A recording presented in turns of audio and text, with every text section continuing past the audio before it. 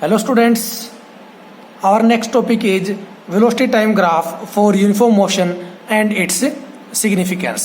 कहते हैं कि किसी यूनिफॉर्म मोशन के लिए वेलोसिटी टाइम ग्राफ क्या होगा और उसकी सिग्निफिकेंस क्या होगी, वो हम इस वीडियो के अंदर पढ़ने वाले हैं। तो देखिए बेटा, ग्राफ के बारे में पढ़ने से पहले एक बड़ी ही कॉमन सा पॉइंट है, वो आपको मैं बता देना चाहूंगा।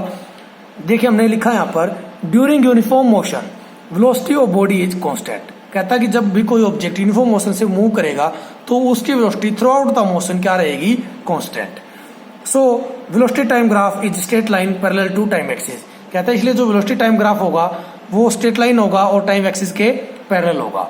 अब देखो हमने क्या कहा, ड्यूरिंग यूनिफॉर्म मोशन उस ऑब्जेक्ट की वेलोसिटी क्या रहेगी, कांस्टेंट। ठीक है, यानी कि वो इक्वल टाइम इंटरवल के अंदर इक्वल डिस्प्लेसमेंट ट्रेवल करेगा। ठीक है, एक ही बात है ये। तो ये बात हम पिछली वीडियो के अंदर पढ़ चुके हैं कि जब भी कोई ऑब्जेक्ट यूनिफॉर्म मोशन में होगा तो उसकी वेलोसिटी क्या होगी, कांस्टेंट होगी, या सिंपली हम ये कह सकते हैं कि वो इक्वल टाइम इंटरवल के अंदर इक्वल डिस्प्लेसमेंट ट्रेवल करेगा। मान लीजिए हमारे पास कोई ऑब्जेक्ट है, वो किसी यूनिफॉर्म वेलोसिटी से या कांस्टेंट वेलोसिटी से मूव कर रहा है, तो उसकी जो वेलोसिटी है वो हर एक टाइम इंटरवल पर या हर एक टाइम पर क्या रहेगी, कांस्टेंट, हमेशा एक जैसी रहेगी। तो हमने लिखा यहाँ पर, let us consider uniform motion of a body with constant velocity v। कहता मान लीजिए कोई ऑब्जेक्ट है आपके पास, वो किसी कांस्टेंट वेलोसिटी v से मूव कर रहा है, then its velocity at all time interval remains v। तब कहता है कि उसकी जो वेलोसिटी वो हर एक टाइम इंटरवल पर क्या रहेगी, एक जैसी v, यानी कि कांस्टेंट रहेगी। सो वेलोसिटी टाइम ग्राफ इज, तो इसलिए वेलोसिटी टाइम ग्राफ क्या होगा यहाँ पर, वो हमने इस ग्राफ से रिप्रेजेंट किया है। हमने क्या किया, एक्स एक्सिस के अलोंग हमने क्या कंसिडर कर ली, वेलोसिटी, और वाई एक्सिस के अलोंग टाइम। ठीक है, तो जब हमने उस ऑब्जेक्ट को ऑब्जर्व करना शुरू किया तो उसकी वेलोसिटी क्या थी, v। ठीक है, चाहे जब हमने उसको जीरो टाइम पर देखा या किसी भी टाइम पर देखा, उसकी वेलोसिटी हमेशा क्या थी, v। तो उसके लिए जो ग्राफ आएगा वो क्या आएगा, पैरेलल। और ये जो पैरेलल जो ग्राफ आया है, सॉरी स्ट्रेट लाइन ग्राफ आएगा, और ये स्ट्रेट लाइन जो ग्राफ है वो किसके पैरेलल है, वाई एक्सिस के। और वाई एक्सिस किसको रिप्रेजेंट कर रहा है, टाइम को। तो इसलिए सिंपली हम क्या कह सकते हैं कि ये स्ट्रेट लाइन टाइम एक्सिस के पैरेलल होगी। ठीक है, तो देखिए बेटा, हमने मान लिया, कहता है किसी टाइम t1 के ऊपर, ठीक है, वो किसी टाइम t1 के ऊपर किसी पॉइंट a पर पहुंच चुका था, और उस पॉइंट a पर जब हमने उसको ऑब्जर्व किया तो उसकी वेलोसिटी क्या थी, v। ठीक है, फिर उसको कुछ टाइम के बाद हमने ऑब्जर्व किया, उस टाइम पर वो पॉइंट b पर पहुंच चुका था, तब भी उसकी वेलोसिटी क्या थी, v। तो जब पॉइंट a पर पहुंचा तो उसकी वेलोसिटी मान ली हमने क्या है, t1, सॉरी उसका टाइम क्या मान लिया हमने, t1। और पॉइंट b पर जब पहुंचा तो तब कितना टाइम था, t2। ठीक है, तो ये टाइम इंटरवल हमारे पास आ गया t2 माइनस t1।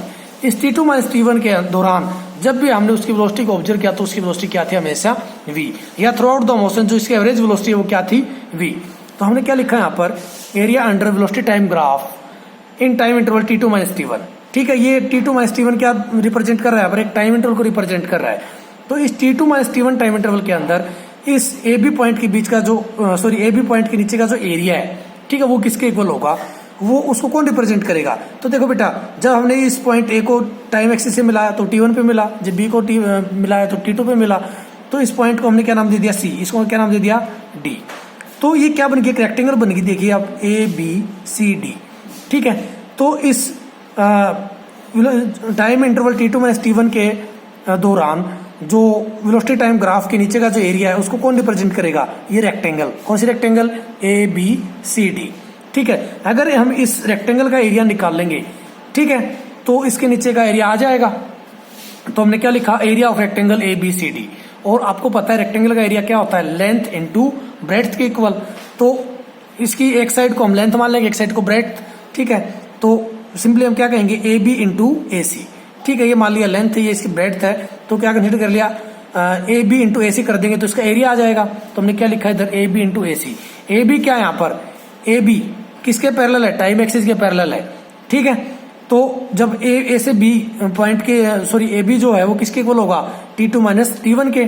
ठीक है, तो यहाँ से AB किसके इक्वल होगा, t2 माइनस t1 के। तो पुट कर दिया हमने t2 माइनस t1 इंटू में AC। AC क्या है यहाँ पर, किसके पैरेलल है, वेलोसिटी, यानी कि एक्स एक्सिस के पैरेलल है। और आपको पता है कि थ्रू आउट द मोशन उसकी वेलोसिटी क्या है, कांस्टेंट। तो हमने AC की जगह क्या पुट कर दिया, v।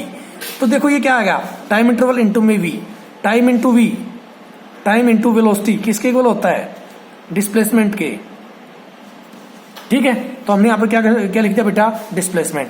तो यहाँ पर ये जो एरिया है वेलोसिटी टाइम ग्राफ के नीचे का जो एरिया है, ये हमें क्या देगा, उस ऑब्जेक्ट के द्वारा कवर की गई डिस्प्लेसमेंट। ठीक है, अगर कोई ऑब्जेक्ट, ये बात ध्यान रखना, अगर कोई ऑब्जेक्ट कांस्टेंट वेलोसिटी से मूव कर रहा है तो जो वेलोसिटी टाइम ग्राफ के नीचे का जो एरिया होगा वो उसके द्वारा ट्रेवल की गई या कवर की गई डिस्प्लेसमेंट को बताएगा या रिप्रेजेंट करेगा। ठीक है, इसलिए हमने यहां पर लिखा hence area under velocity time graph for a given time interval is equal to the displacement made by body in that interval of time.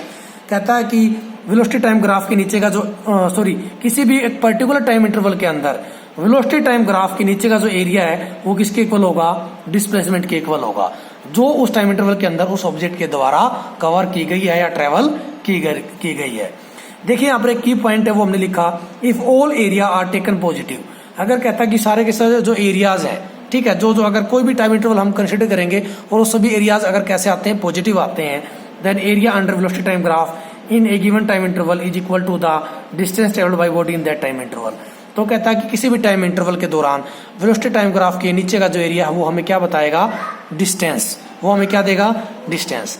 तो यहाँ पर एक बात याद रखनी है आपको, यहाँ से एक बात आपको एक कंक्लूजन निकलता है, वो कंक्लूजन क्या है, अगर कोई ऑब्जेक्ट किसी यूनिफॉर्म वेलोसिटी से या कांस्टेंट वेलोसिटी से मूव कर रहा है तो वेलोसिटी टाइम ग्राफ के नीचे का जो एरिया है वो हमें क्या देगा, डिस्टेंस या डिस्प्लेसमेंट ट्रेवल्ड या डिस्प्लेसमेंट कवर्ड। ठीक है बेटा, तो जब भी आपको कोई ऐसा ग्राफ दिया गया हो तो उसकी हेल्प से आप क्या निकाल सकते हैं, डिस्प्लेसमेंट। ठीक है बेटा, तो आज के लेक्चर में इतना ही, उम्मीद है समझ आया होगा। अगर कोई डाउट है तो वीडियो को आप रिपीट करके देख सकते हैं या पर्सनली मुझसे पूछ सकते हैं। Thank you very much.